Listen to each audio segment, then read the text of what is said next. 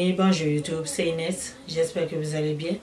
De mon côté, ça va. Donc voilà, aujourd'hui, je vous reviens avec une nouvelle vidéo ici chez La Femme Active.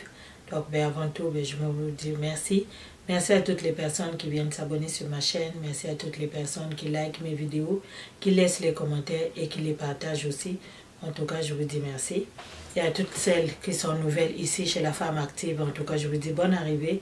Bienvenue, ici c'est chez nous, c'est chez La Femme Active. Donc voilà quoi, vous êtes chez vous ici. On partage ici, on parle de tout, de rien. Donc voilà. Aujourd'hui, je vous reviens avec un autre sujet. Toujours dans le mariage, comme j'ai fait les deux dernières vidéos. Donc aujourd'hui aussi, on reste toujours dans le mariage en tout cas. Il y a tellement à dire. Aujourd'hui, mon sujet c'est le mariage et le divorce. Ok? Que pensez-vous c'est-à-dire, avec quelle raison doit-on quitter un homme parce que l'homme nous trompe? Voilà, c'est ça ma question. Est-ce qu'on quitte un homme? Qu'est-ce qui pousse une femme? Qu'est-ce qui va te faire que tu quittes ton homme? Qu'est-ce qui va faire que tu laisses ton foyer? Est-ce que parce que un gars qui te trompe, est-ce que c'est une raison pour toi? Est-ce que si un gars te trompe, c'est une raison pour toi de le quitter? Si ton mari est infidèle, voilà. Même là, je le dis mieux. En tout cas, j'ai été prendre mon virage bien loin. Mais bon, en tout cas, est-ce que l'infidélité peut être une cause de divorce? Qu'est-ce que vous en pensez, vous? D'abord, c'est quoi l'infidélité? L'infidélité, c'est quand le gars ne respecte pas la femme. C'est quand le gars sort avec d'autres filles. C'est quand ton mari abandonne soit le foyer conjugal et il va ailleurs habiter avec une autre femme. Ça aussi, c'est l'infidélité. Et il y a de ces hommes qui ont qui ont des multiples compagnes là dehors, qui goûtent à toutes les sauces de la capitale. Est-ce que si tu as marié à un goûteur de sauce de la capitale, toi, ma soeur, tu es prête à divorcer? C'est ça ma question du jour. Vous allez me répondre, les filles en bas. Dites quelque chose. Donnez-moi votre opinion aussi en bas. Beaucoup disent ça. Je lis ça dans plusieurs pages, dans plusieurs groupes. Ah, c'est pas parce que le gars t'a trompé que tu vas... Ma chérie, tu vas goûter dans beaucoup de... Tu vas finir... Tu vas faire beaucoup de foyers. C'est comme si tu... Parce que c'est comme ça. Et il y a une excuse qui circule qui dit que c'est dans la nature de l'homme de tromper une femme. C'est dans sa nature, l'homme, d'être infidèle. Alors, l'homme est qui? Son cerveau est comment? Ses sentiments sont comment? Parce que c'est pas seulement pour dire oui, c'est un homme. Et j'ai remarqué que nous, les femmes mariées, on trouve toujours des excuses à nos marbouillas de mari. C'est un goûteur de sauce de la capitale, puis toi, le seul excuse que tu donnes pour couvrir les bêtises de ton mari, c'est de dire que les hommes, c'est dans leur nature de tromper les femmes. Est-ce que les sentiments des femmes et des hommes sont différents?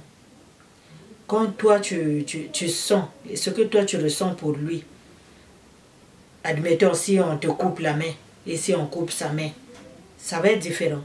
Pourquoi est-ce que les sentiments des hommes doivent toujours être différents des nôtres? Pourquoi est-ce que nous, les femmes mariées, nous trouvons toujours des excuses pour nos maris? Parce que nos maris, ils sont prêts à aller toucher même nos petites nièces. Oui, tu es parti en mariage, ta grande soeur t'a donné sa fille pour venir t'aider. Ok? Cette petite fille-là arrive chez toi, la petite fille a 9 ans, la petite fille a 10 ans, et ton mari va aller avec cette petite fille-là. Plusieurs fois. Et là, c'est de l'infidélité, ça. Ça se passe chez toi. Non seulement il est en train de détruire une petite fille, et il est aussi en train de commettre l'adultère. Mais nous, les femmes mariées, on couvre ça. On dit que c'est dans la nature. Et souvent, ces enfants-là sont remis chez leurs parents, chez sa mère là-bas, et personne n'en parle. C'est un tabou, on n'en parle pas. Et on couvre nos marbouillas de mari là. On les couvre. Pourquoi? Parce que c'est lui qui paye les études de ma petite soeur. C'est lui qui, s'il y a un décès dans la famille, c'est toujours lui qui se porte garant pour venir nous soutenir. C'est toujours lui qui envoie l'argent à ma mère quand elle est malade. C'est toujours lui qui fait ceci. C'est toujours lui. C'est-à-dire, c'est comme le pilier de ma famille, quoi. C'est comme le boss. Et lui, il est intouchable. Et on lui trouve ce qu'on appelle, une excuse qu'on appelle, c'est dans sa nature d'être infidèle. Mais moi, je me dis toujours une chose, c'est bien beau. Ça, c'est le langage africain. Dit-on, c'est le langage des Bantous. Si vous vous rappelez bien, si vous me suivez, moi je vais vous dire, avant que moi, là, je sois ici, là, sur le monde, dans ce monde-là, ma mère avait divorcé. Et le magouillat de son mari la traînait partout. Ma mère a remboursé sa dot. Et oui, ça, en 1975. Moi, je vais vous le dire toujours, ma mère, si dans ce temps-là, ma mère, à cause de l'infidélité, a remboursé la dot. Alors moi, je ne comprends pas. Pourquoi est-ce que nous, aujourd'hui, dans ce temps-là, je ne sais pas, en 1975, qu'est-ce qui était ici comme maladie virale? Parce que nous, aujourd'hui, les MTS, il y en a, waouh, c'est versé. Et on a un gros paquet qui est là qu'on appelle VIH. Il y a aussi ce qu'on appelle les MTS, comme j'ai dit. Ça aussi, les MTS, là, c'est difficile. Hein? Beaucoup de femmes cherchent les enfants dans des foyers, les filles. Oui, vous cherchez des enfants dans les foyers, mais parfois la cause de votre fertilité, c'est votre mari. Parce que quand vous tombez tout le temps, quand vous faites tout le temps des infections, eh bien, vous n'allez pas tomber enceinte. Hein? Ça aussi, c'est un point. Donc, je ne sais pas. Beaucoup de femmes disent que non, on ne quitte pas un mari parce qu'il est infidèle, sinon tu vas compter les maris. Et ces femmes-là qui se font contaminer du VIH, vous avez pensé à ça? Beaucoup de femmes aujourd'hui qui ont été dans un foyer où les hommes les trompent, c'est goûter à la sauce de la capitale jusqu'à ce qu'il va aller goûter une sauce tellement pimentée que ça va aller l'emmener dans son grave. Puis il partira pas seul. Non. Toi, madame de la maison qui est là, tranquille, tu n'as rien fait. C'est-à-dire ton crime, c'est de l'avoir marié. Voilà. C'est de l'avoir marié. Voilà ton crime, que tu vas aller dans le même grave que lui. En tout cas, moi, personnellement, selon moi, l'infidélité, oui, c'est une cause de divorce, selon moi. Mais je sais que là dehors, beaucoup de mes soeurs ne seront pas contentes, Mais ce n'est que mon opinion, mes chères soeurs. Parce qu'aujourd'hui, dans un foyer où moi j'ai 3, 4, 5 enfants, avec un mari qui n'est pas tranquille, qui court à gauche et à droite, ma petite soeur, il ramasse. Ma petite nièce, ça passe. Ma voisine, go. Oh, je sais pas. Il y en a même ta mère, il ramasse. Est-ce que lui, ça lui regarde même? Bon, dites-moi, moi, je vais faire quoi là? Donc, je préfère me faire enterrer avec lui et laisser mes enfants comme orphelins, ou bien de le quitter et de rester en vie avec mes enfants. Parce que, croyez-le ou non, mes soeurs, beaucoup de femmes se font contaminer par leur mari. Ici, au Canada, si je me permets de le dire, parce que c'est passé au journal, donc moi aussi je peux en parler, il s'est passé une histoire ici avec un gars, un monsieur congolais, oui, qui a contaminé beaucoup de femmes ici. Dieu merci, son épouse à la maison n'était pas contaminée. C'est passé au journal, le monsieur, et je ne sais pas, il doit faire la prison, il doit être en prison jusqu'à aujourd'hui, parce que je pense que c'était l'année passée qu'il a reçu sa peine, 7 ans d'emprisonnement pour avoir contaminé les femmes là, consciemment. Il savait très bien qu'il était malade, mais lui, dans son bousin, il part dehors, il partage comme un gâteau d'anniversaire. Il a tout donné. Et madame, elle était là à la maison. continuer. Dieu merci, le bébé, son dernier bébé n'a pas été malade puisque elle-même, elle a été épargnée. Ça aussi, ça peut arriver. Mais est-ce que vous pensez que parce qu'elle, elle a été épargnée et celles du dehors qui ont été contaminées, c'est pas bon. En tout cas, moi, selon moi, si il veut goûter à toutes les sauces de la capitale, mais ben, il va se passer de ma sauce. Parce que la mienne, là, je vais tellement mettre le gombo dedans que ça va être glissant dans sa bouche. Il ne mangera pas. Va seulement prendre ton piment là dehors. Le mien, tu ne toucheras pas. Parce que chez moi, j'ai mis trop de gombo. Soyons sérieuses, les filles. Soyons sérieuses. Puis faisons attention. Nous sommes des mères. Parce que quand tu es mariée dans un foyer, tu as des 2, 3, 4 enfants. Pense à tes enfants avant lui. Lui, c'est l'enfant de quelqu'un. Alors moi, mes soeurs qui disent que parce qu'on t'a trompé que tu veux divorcer. Et souvent, il y a nos jeunes soeurs qui reviennent à la maison. On les met à la porte. On leur sort toute une litanie d'insultes, mais pas possible. Parce que c'est quoi? L'homme, c'est dans sa nature. Vous ne savez pas que l'homme doit avoir 4, 5 enfants.